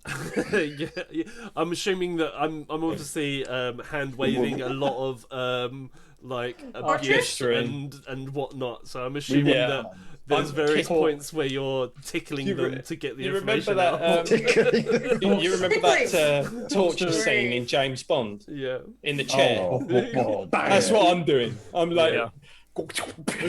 While he's doing Jack... that, I'm doing Stuck in the Middle from that's it. From Reservoir Dogs. I'm very much Jack is pulled Tarantinos-ing off this his by turning the camera away and just telling you what happens, and then bringing the camera back again. There's lots of scenes where it just blacks out, and there's just a little bit of text and a few screams. And that's all you get. And it's I was thinking Clockwork Orange, so all that stuff. Yeah, exactly. But yeah, so he'll tell you that that their main sort of base or headquarters was underneath the Vampiran residence, which is where the box and the shield originated from. Okay, but he doesn't reveal that information until Jack He pulls personally out. doesn't know that information, that the box and the shield are originated from there, but that's where your leader told you they acquired them from previously. Back when he was giving them to us, yeah. Mm-hmm. And are there any more in Candlekeep that we should be aware of? Not that he's aware of, but obviously, So they don't all know each other. It's not like they've got Walkie talkies. yeah. well, Cell phones. anonymity is a shield, isn't it? I Yes, suppose. yeah, Yeah. exactly. Yeah. So, like I said before, I think we should definitely hide our Flaming Fist badges for now. Be an incognito group of, I'm going to say friends, even though I don't consider any of you friends at the moment. Because, yeah. So just to save us from getting any darts in the neck. And whilst you're sort of stowing your badges and things like that, what's what I'm looking for? Like a sort of small child comes running up at you like a helper, and he sort of looks up at this individual that you've been sort of laying into, and then sort of gives a questioning look and just sort of shrugs. It's this bachelor party, just ignore it. It's fine. And then says to you all, Syndra is asking for you all. She's requesting your assistance. She wants to see you. She's found out some information about the box and that big shield thing. And I turn to the kid and I say, thank you, loyal servant boy. Here's a bag of money, which I'm not going to give to you, and I put it in my pocket. What's an ass? oh. Ouch. And then we head off. And he just sort of looks like despondent and just sort of wanders off. Like, Well, before that, Jack actually looks at the child and thanks the child, and kind of nods a little bit. Jack wears kind of a short top hat, just kind of tips it. I assume the child's about the same height as Jack, because Jack's like 3'3". So And as we've gone through away, he looks back at Jack and he says, "Yeah, Jack, that's really going to put food in his belly," and just walks off. I was literally going to say, tipping hats ain't going to buy me any bread, is it? Thank you, little one. But then, as everybody else starts to walk off towards Verishan, is it? I think the name is Verishan. Yeah, then Wukong doubles back at quick speed and gives the boy a ration, and then doubles back to them. Cool. So we're going to see Cinder? Yes. Cinder. That's correct. Yes. But as you're sort of walking back to see her, Verishan, out of the crowd, the imp that you saw before appears again in front of you, and in this instance, it's only yourself that can see said imp, and he says, "See, told you he was going to die, didn't I? None of them believe me. Do you know what I mean? Everyone else is a fool, and you're the only one that gets to share in the spoils." And he clicks his finger, and in front of you, a small bag appears, along with 2 healing potions and a +1 mace. The small bag is a bag of beans. Beans. I hear you can buy a cow for them. Yeah. Do I put it in that's going to make a magic beanstalk and I can... So I'll catch up with you at a later point, because the beans can do a number of various different things depending on what you do with them. But we'll go through that. Okay, you said bag of beans plus a bag 1 of beans, mace. 2 healing potions, and a +1 mace. Are we able to stop off and go back into the pub before we go back to the library and have a look at our friend's unfortunate body? And yeah, you can do so. Good point. Well made. And Who just wants to mourn. use a +1 mace? Cork will hold him and cradle him and go, "No!" Check his pockets. "No!" What weapons did he have? He had a spoon of soup eating. Spoon of +1 soup eating. Cork will take the spoon to remember him by. So if you want to check his pockets, can you roll me a D100, please? Ooh. All right. I roll Here we go. D100. Okay. Bag of holding. 69. Come on, 69.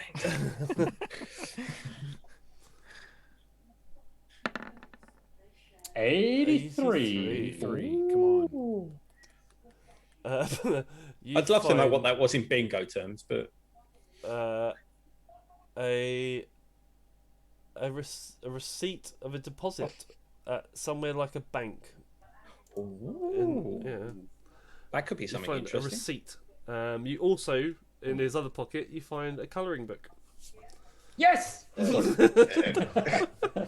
but it's useless if you didn't find the crayon to go with it. So yeah, it's probably got it's like rolled up into a sort of a roll tube, and in the middle of the tube, it's got a couple of crayons that like are stuck into. Stop here! You're making me really sad. It's got all his favourite colours.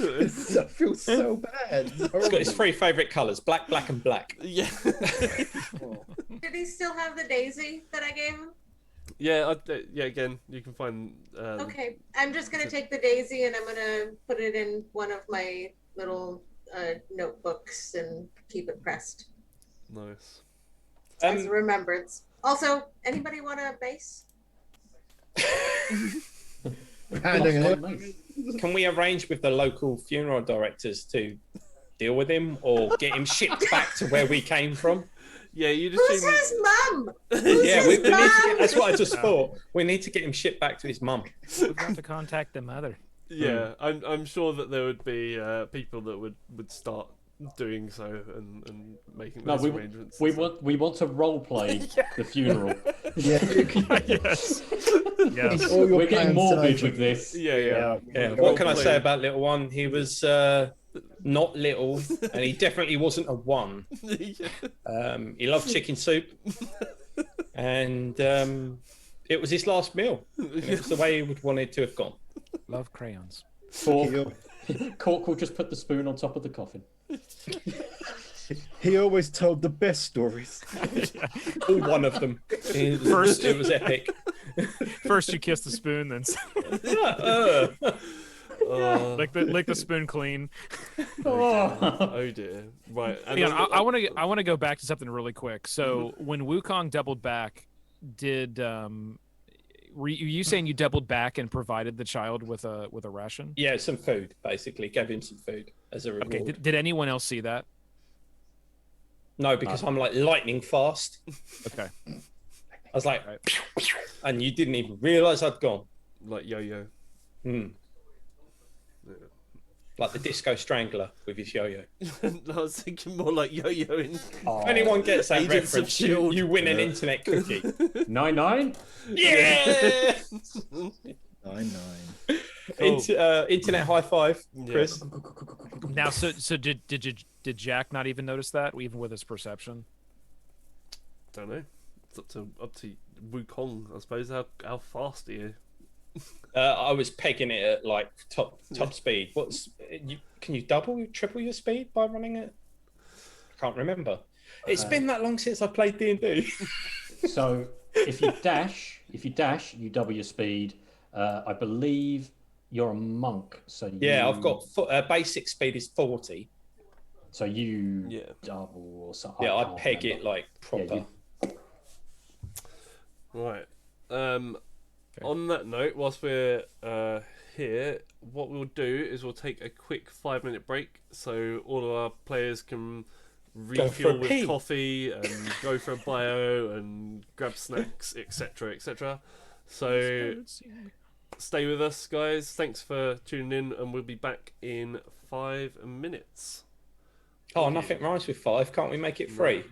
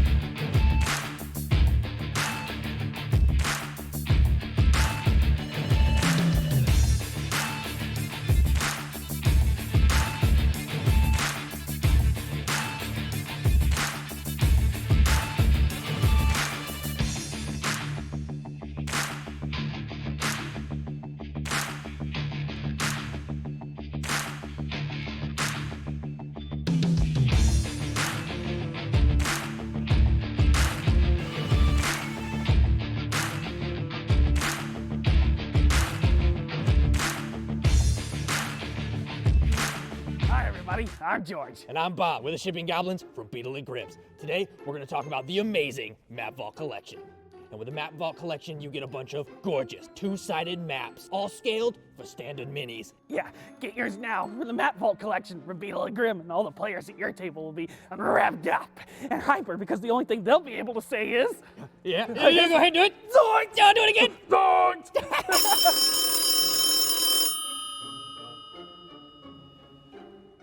Hello? Who do you think you are? Yes, Mr. Lillard. You're just some color. Yes, sir. You can't just go off and use my It's your voice like thing. that. I have rights. Completely. We just thought... Oh, okay. I'm gonna take this right to yes, sir. Beetle. Hey, Grimm. Thank you, sir. What happened? Matthew Lillard watches our show!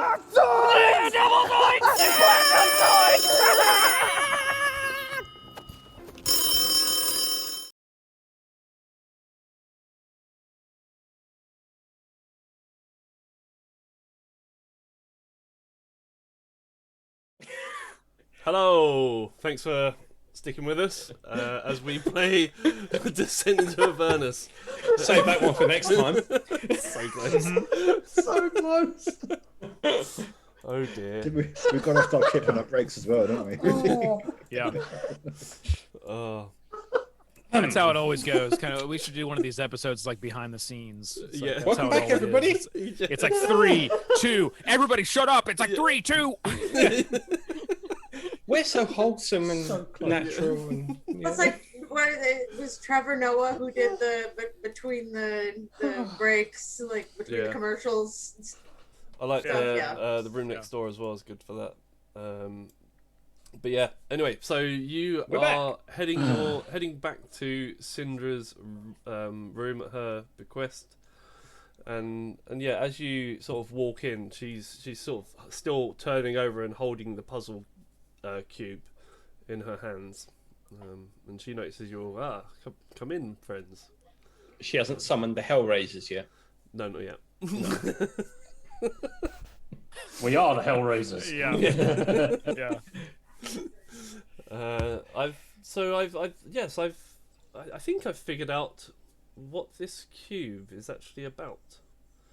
I've been very suspicious of the High Overseer of Elturel for a very long time, but no one else seemed to want to hear my concerns, because Thavius Krieg was widely regarded as a hero who saved his city from an undead scourge, giving rise to the holy nation of Elturel.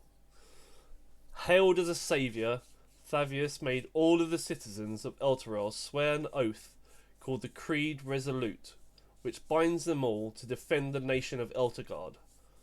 I met him a few years ago, and my instincts told me that he was a charlatan. Afterwards, I grew to suspect that he had cut a deal with one or more powerful devils, using the Creed Resolute to bind all of Elturel to his dark deals. And I wish to prove my theory, and I believe the evidence is locked with inside this box. And she turns it over once more, and then mutters to the demon next to her, Jezebel, fetch me that flask of dark liquid. And the sort of demon scampers over the different tables and picks up this vial, and then runs back over to her and sort of hands it to her.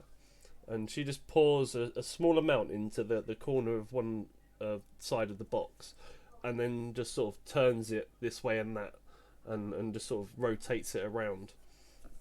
And as she does so, the liquid sort of flows in certain directions through the maze like a pattern, until the box's inlays pop loose, and it breaks apart, and sort of silvery like words just sort of start forming in the sky above it, and then the box itself unlocks into a number of different slats. See, puzzle box, I told you. And Vietashon is just like trying to read all the words very quickly. So inside the If box she can. is a stack of 9 chain-linked plates, each 3 inches on a side, cast of dark iron and stamped with Infernal Runes. Do any of you read Infernal that can translate these runes? Cork, give it a good go, She but turns no. to I think I speak Abyssal. not infernal. Let me just double check. So I only have Draconic. as I've been reading a lot of monologues and stuff, I can get one of you, even though you don't read it, to read out what it says on the inside of this puzzle box if you want. Anyone up for reading out for the group and the audience? Do you want Cork to do it again? Okay, go on then. It's a Cork read. Cork read? I'm not sure that'll translate very well. So is this the handout infernal puzzle box? Yes, that's correct. Yeah. Okay. The contents are... all right, here we go. So, the contents of Fabius Krieg's mysterious puzzle box are revealed. Be it known to all that I, Fabius Krieg, High Overseer of Ethereal, have sworn to my master, Zariel, Lord of Avernus. I know that name, Zariel. To keep the agreements contained in this oath, I hereby submit to Zariel in all matters and for all time. I will place her above all creatures, living and dead. I will obey her all my days and beyond, with fear and civility. I recognize the dispensation of the am I meant to read that out? Yeah. Yeah, I am. I recognize the dispensation of the device called the Solar Insidiator, hereafter called the Companion. In my capacity as High Overseer of Ethereal and its vassal territories, I acknowledge that all lines falling under the light of the Companion are forfeit to Zariel. All persons bound by the oath to defend Uthrael are also considered forfeit. I further recognize that this dispensation will last 50 years, after which the Companion will return whence it came, taking Ethereal and its oath-bound defenders with it, if that is Zahariel's wish. All this is my everlasting pledge. So Zariel's bad, guys. I'm guessing this was signed 50 years ago. So now it's all gone to Zariel. Yeah, so she sort of looks at you and says, my, this is possibly the very reason why Alterel has fallen off the face of the world. I fear your Grand Duke may not be on this plane of existence any longer. Well, that is most unfortunate. That it is. How can we fix this? In regards to the shield you brought, this shield, however, is a symbol of good's triumph over evil. Gazing at such beauty, one can easily overlook the terrible forces bound within it. Gargoth is, I believe, its name, though it calls itself the Hidden Lord. It was a pit fiend sent by Asmodeus to corrupt mortals on the material plane, and there it amassed such a following as to rival that of gods. In a way, Gargoth became sort of a demigod, and having worshippers increased its power exponentially. But my, how the mighty have fallen. This shield has the power to corrupt everything around it, and the hewn family of Baldur's Gate has kept it for years now. Doubtless they'll want it back, but this shield should not be taken to any place where thousands of mortals reside. It needs to be locked away in an extra-dimensional space away from corruptible souls. Now, to aid you in trying to find your Grand Duke, I could prepare a planeshift spell to take you to Elturel, but alas there is no point, because a magical ward has been placed on Candlekeep to prevent creatures from using such means to go to or from the library. Instead, I have arranged with a friend of mine, a wizard named Traxigor. He lives in a tower not 20 miles from here. I've loaned him the odd spell book or two, and I think he owes me a favour. So I can safely deliver you guys to his tower, and he can use his plane shift spell to take you straight to Elturel. More importantly, Traxigor is also looking after an old friend of mine, someone with a history of battling demons and devils in the Nine Hell. I think you'll enjoy her company very much. Her name is Lulu. Ah, a simple name, thank God. Sounds like a cat. I like this Lulu. There you go. She's already got a following. Yes. I'm already gonna mess it up and say Lulu. Yeah. And as I say, if you are wanting to search for your Grand Duke Ravengard, I'm more than happy to facilitate assisting. How are we getting to your friend's place? Griffins. Griffins. Okay. We get to fly. That's correct. Yes. Fly, my please. I'm in. No. I too am in. Well, I've got nothing better to do. And When do you have anything better to do? In my off time. Eleanor, you hear in your head, "Don't forget about Just me." never. Yeah, I was about to say. I lean over and pick up the shield and put it back on my back again, knowing that it comes with its negatives. But I'm quite keen to see where that story leads. So I'll bring the shield with us. Yes. Do we need to take the box as well? The contents of the box. The box. She will ask if she can hang on to that, but she is more than happy for you to look after said shield. Which you notice is still on the table where you left it. Shield. Can I take the box with me? You can certainly take the box. She's like, I don't have any use for it other than purely to display it as another puzzle box that I have once again cracked. She wants to study it to learn the language. Yeah, sure. I think it's good we take it. It's good. It's a good shout. Yeah, yeah, definitely. If you, I've got a quick question for you, Joe. Can I openly talk to Shield whenever I feel like it? Yes. Like if I want to. Yes, I've got a real friend. So I can give you the information for the shield. So you get, you would need to attune to it, but in doing so, you gain +2 bonus to your AC and resistance to fire damage. Ooh. Nice. I will. Very nice. I'll put it in everyone's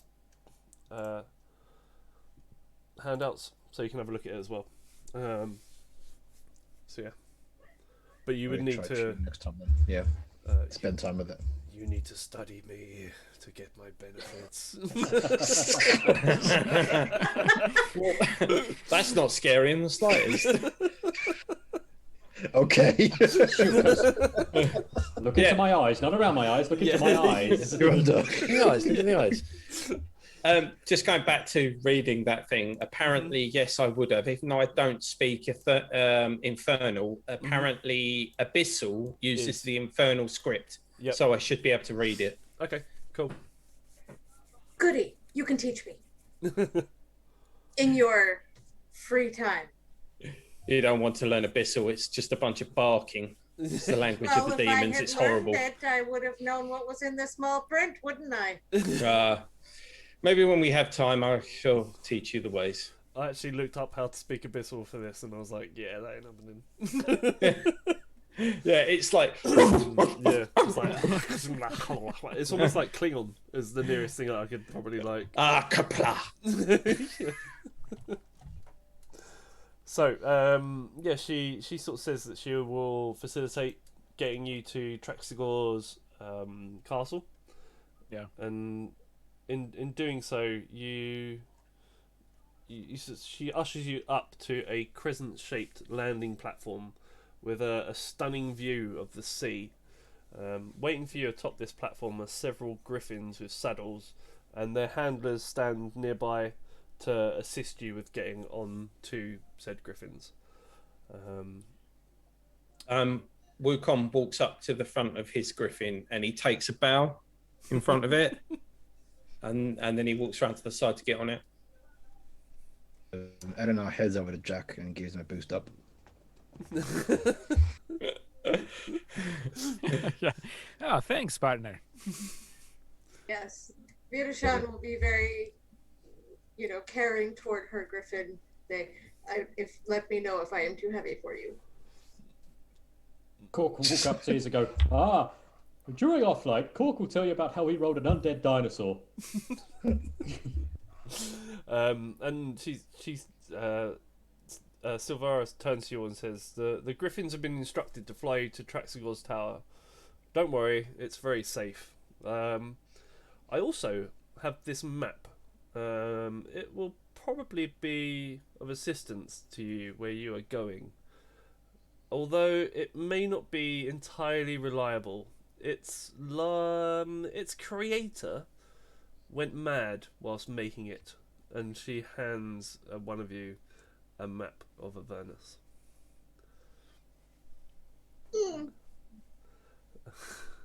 Interesting. Fabulous. Yeah. As you Put it in sort a of all, back. So who has the map? I'll take the map. Okay. I don't have to actually be the one using it, but I'll put it in my bag. Cork can read maps. Cork draws his own maps. Yes, he has his own separate mind map that nobody understands. Cork's maps are like he spots a tree and draws a tree. Yeah. I may want to take a look at that map later. It's made on the finest skin of the nearest animal that Cork had at the time, which happened to be a goat. Speaking of skins of animals, what happened to our prisoner? Before we just take off. You don't want to know. Yeah. I don't think there's much left of him. As Cork hides an ear. He's just tied up in some corner. The Cork's hiding in here. I'm Very slowly. I'm sure Candlekeep's got a prison that you could have put the individual into if you wish to, or dispose of him in other ways. There were clowns to the left of him and jokers to the right. We've just been raided by clockwork. We can't do musical references in this one. Yeah. We'll all start singing. So as you all climb onto the griffins, they take flight and head out to sea, flying just below the clouds. And Candlekeep looks no less majestic from the air, but grows smaller and smaller as the griffins soar westward. Large rocky islands pass below you, and beyond them lies the open sea. After a long journey, you see a windowless, doorless stone tower, which somehow floats in the sky ahead. The griffins pass through jagged holes, riddling the tower's conical peak, to land on the top floor, below which a spiral staircase leads down.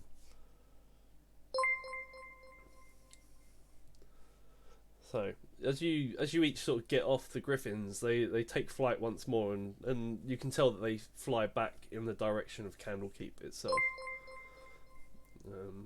Well, there goes our ride home.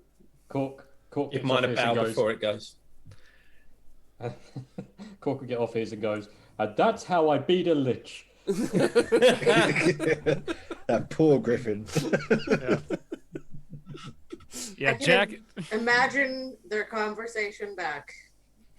Yeah, I guess Jack sort of is trying to get off his before it takes off and goes back. Kind of trips and falls a little bit. Kind of on his back. While he rode over, he actually had his pipe out, which he was kind of like smoking some root and playing his pipe as we were flying, because it was pretty much navigated. Was it old Toby? Catch him before he actually hits the ground? Maybe by the back of his collar or foot. I don't think it'll matter. He's probably got his senses a bit dulled from the old Toby he's been smoking. Yeah, he's probably loving it. So yeah, you notice a staircase leading down into this tower. and you see a sort of flickering light from below of a sort of illuminated flame. Walking down the stairs, which I'm assuming you're all gonna do, you come out into a cluttered chamber illuminated by various objects, upon which continual flame spells have been cast. Scurrying around the room is an otter dressed in a tiny red cassock. The otter mumbles to itself in common, mentioning something about a tuning fork. And you just hear him just, I know I left it here somewhere. Can we see a tuning fork anywhere in the room? No, but this otter seems to sort of jump from the... It's almost like a hoarder's room. There's just stuff everywhere. And you see him just sort of hopping from place to place, just scurrying through things. And then he sort of looks up and notices you all standing on the staircase and is like, Lulu, wake up! Our guests have arrived. And with that, this sort of small elephant with golden fur just sort of bursts out from underneath this pile of blankets. I knew it was something. Near a table that's strewn with alchemical equipment, and the elephant sort of takes to the air and does a lap of the room and lets out this pleasing trumpeting sort of noise. Jack, how strong was that weed that you were smoking? Because I'm not sure that I'm seeing what I'm seeing here. Guys, Yeah. Cork is tripping out. You were traveling behind me, so Let's go in that way. I can't. Is everybody else seeing an otter running around the room looking for a pitchfork and an elephant? I am. Flying And I know a lot yep. about pitchforks. Yep, And it's a flying elephant. you hear in your head, new friends, and Special friends. yeah.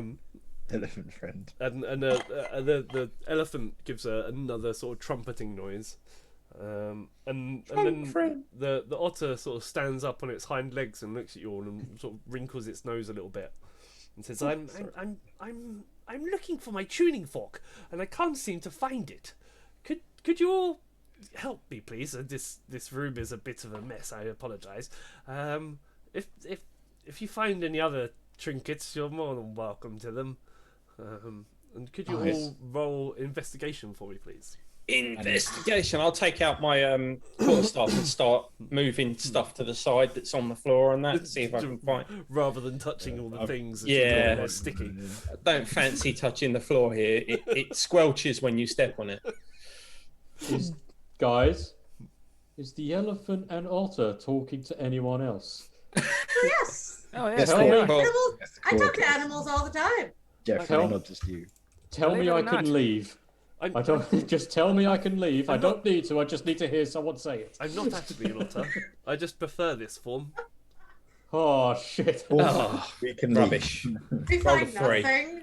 We find nothing. I find my feet in the What rubbish. did you guys get? Oh, sorry, I didn't roll yet. I rolled an 11. 3. It's not coming up for me. I got That's 10. 5. Let's go on, guys. Our highest was an 11. Yeah, mine was the gonna highest. Not great refresh 'cause rolls. Mine's frozen. Who's that just rolled? Who got the highest? Sorry. I got an 11. I got the Yeah, highest. Josh Yeah. got it. Yeah. Okay, so Josh, you managed to find The some one tuning closest to the ground. fork. Yeah. yeah. Oh, what a surprise! And can the rest of you roll? Well, can you all roll me a D100 like percentile dice as well, please? But yeah, Ooh, Josh, how do we do that in How do I Roll20? do that? So on the left-hand side, you've got a dice icon. In the, Oh yes, of course, yes. And there'll be a 100 there. Oh, where? Boom! All these dice. 28. Also known as 18 to normal people. Give me 2 seconds because I had to Hey, retrieve. 69! Oh! Yeah! Woo! I rolled Look at 100. I rolled Oh my 100, God. baby. I Oh, rolled check you out. 69. Nice. We got Well, that's 100. a crit. We got a crit, 100 though. gift. I crit on Nice. 100, motherfucker. Oh my god! Nice. He owned that room. So, 69 and 100 Flip that in shit. one row. He investigated 100. the shit. How did I roll twice? You find a metal urn containing the ashes of a hero. Yeah. And Yeah. It might be 79. useful. What good is a dead hero? You find an invitation to a party where a murder happened. Is 79? Lovely. Is that Eleanor? Save that for another adventure. Yeah. Yeah. 69. okay. Mine's a butt plug. 69. With Well, bacon on it. Butt plug. Listen to this, though. A crystal knob from a door. Close enough. Or so they think it's from the door. It's from a door. It's a doorknob. Big enough for a doorknob. Yeah. And this is set for Not 0. writing that down. It has an appealing shine to it. Yeah. Yeah. Put that on my sheet if you want to, but I am not writing that down. Crystal knob. 36. You found. Oh no, that was. Let's have a look. What? Who else have I missed out? Me, 18. Someone's killed Cork. A 1 pound egg with a bright red shell. 1 pound. 1 pound. So it says. 1 pound. That's what? a big egg. That is a big egg. That's like a. This is a really big. It's like an ostrich-sized egg, Yeah. but it's red. You've got to try Yes, hatch that. with a bright red shell. Yeah, you just have to sit on it regularly. And yeah, Track Squad just sort of says I often That's only 4, isn't acquire strange items, and you're all welcome to those. That's, 1, 2, 3, the tuning fork is what I'm interested in. Who found the egg? 4, didn't you? Huh? Yeah, I think there's a egg. 5th one still. Who's the 5th one? Who's missing? 18, so we got 36. 18 was the egg, wasn't it? Yes. No, 18 Yeah, that was me. Oh, you got the egg, okay. Oh, okay. I think I accidentally rolled twice, so I think I was supposed to get 36, not 69. Oh, it's fine. These are just trinkets anyway. Jack, did you get something? Jack's roll. Oh, you didn't roll. Yeah, so you found the I tuning thought I fork, got Jack. that. I thought that. Yeah, I found you the can tuning also fork. Right? you also find another item as well. whilst Okay, you're can I looking. roll then? Yep. Come on. Don't. 82. So you find as well a floor plan for a temple, castle, or some other structure. Ooh. Like a blueprint? Yeah. Ooh.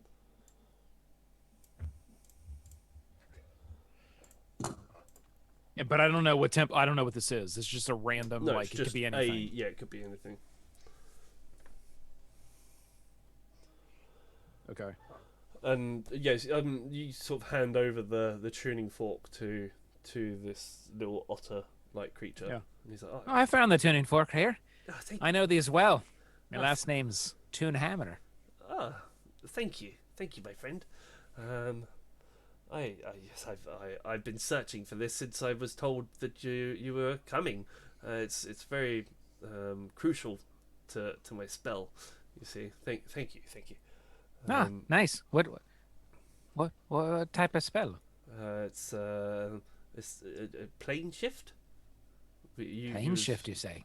He was wanting to go to Elturel, I believe, and I was Yes. told that it's not of this world anymore. So yes. So a transportation spell. Yes. Mm. What does You plane done this shift before? involve? Yeah, once or twice, yes. Do people usually appear at the other end in one piece? Yes. Yeah, I mean, there was that one time, but You may have to force Vietashon through this thing. you will stand in a group and we'll all just appear. It's fine. Cork actually has experience with plane shift. Cork will tell you, this is fine.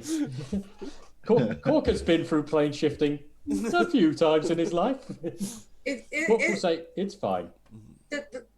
Is there another way to get there? Please tell me there's another way to get there. There has to be another way to get there.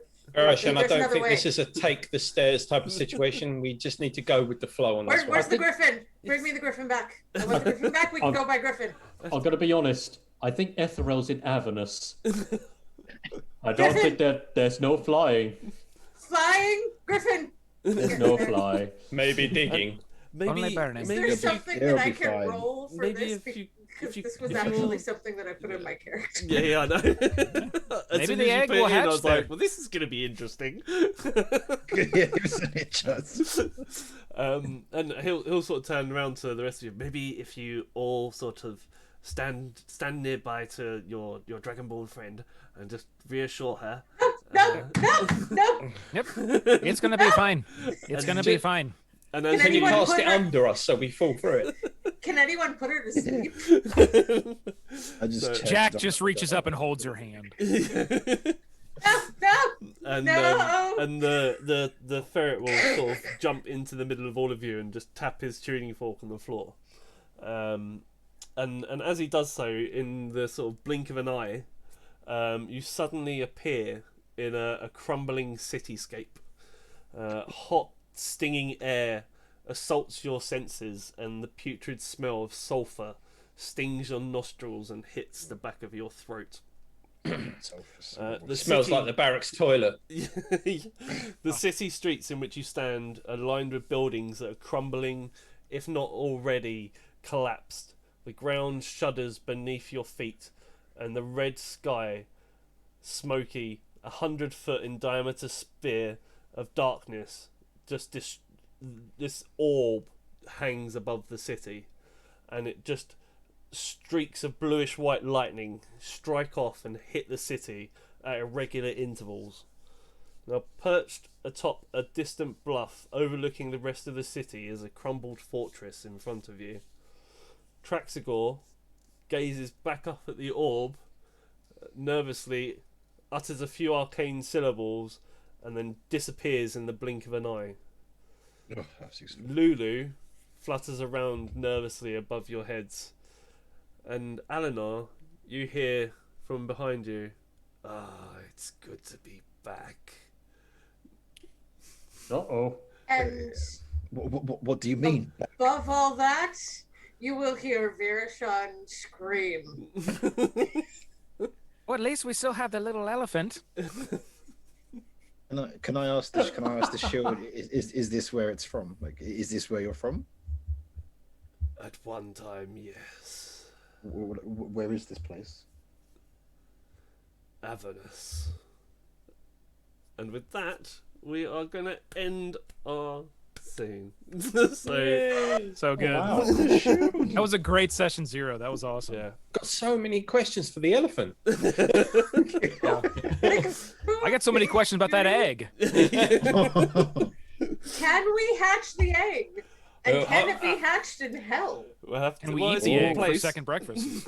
Damn We have right. a second breakfast. Yeah. Seriously. I was trying to think if Eat- there was some way that we could work out whether it was an alive fertilized egg or whether it was just a ornamental egg. Yeah.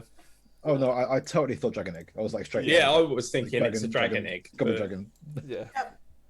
So, big thank you for all of you guys for joining in. A big thank you to Beadle and Grimm as well for their box set and for their ongoing support. The imp section with the deal was actually a side mission that was taken directly from their silver box set. So, and as soon as I read Cool. that, I was like, that's amazing. I really like that. Big thank you to all of you guys. I can't wait to start playing the actual game on the 1st of May when we will be back playing Avernus properly. Thanks to all of the viewers as well for tuning in. This was a spur of the moment thing that we decided to just do the session 0 live until about half an hour before we went live. We were just going to record it and stick it on YouTube. So big thanks to everybody that tuned in. I saw we had raiders. It was all really cool. So yeah, thanks for jumping in, guys. Thanks so much. Yes. Tomorrow daytime, at 2 p.m. there's myself and 2 of my friends, Will and Dave. We're going to be painting 40k models, cool. having a bit of a hobby hangout. So come back tomorrow at 2 for that. Then Monday there's Brush Off. Then on Tuesday night is Vaesen. And then Thursday night we have Rise of the Runelords again. Come join us for the Runelords. Yes. Yeah. So. And then Friday. Mhm. Yes. Friday we have Exalted. Yes. That's right. Yes. Nice. That's. Are we at 7 nights yet? Are we at streaming 7 nights yet? It's getting there. Getting close. Not quite, because this doesn't actually go live on Saturday nights till the 1st of May. So at the moment, I think Saturdays is the night that we have, and Wednesdays we sometimes do like hobby hangout, brush off and stuff. So. But come go live of this campaign, Saturdays will be a Badger's night, won't it? Yes. Yeah. Because I saw some people chatting in the stream and they were saying that we don't usually stream on a Saturday. Nope. So it'll be cool to get people First of along May. there. We do now. 1st of May. We will. 1st of May. Come First of join May. us. It's happening. Yeah, cool. May. Thank you everybody for tuning in. Take care. Yes? Sorry, Joe. Someone asked if Vampire was tomorrow. I think it's still on break. Vampire until... is On break. yes, currently on a break at the moment. So yeah. Okay. Yeah. Just double checking. So yeah, Okay. come join us tomorrow at 2 p.m. in the afternoon for a chill out. Cool. Take care, everyone. Cool. See you all soon. Thanks, everybody. See you later. Everyone. Thanks You for guys. Bye. Hi, everybody. I'm George. And I'm Bob. We're the Shipping Goblins from Beetle and Grimm's. Today, we're going to talk about the amazing Map Vault Collection. And with the Map Vault Collection, you get a bunch of gorgeous two-sided maps, all scaled for standard minis. Yeah, get yours now for the Map Vault collection from Beetle and Grimm, and all the players at your table will be revved up and hyper because the only thing they'll be able to say is Yeah, go ahead and do it. Zork! Yeah, do it again.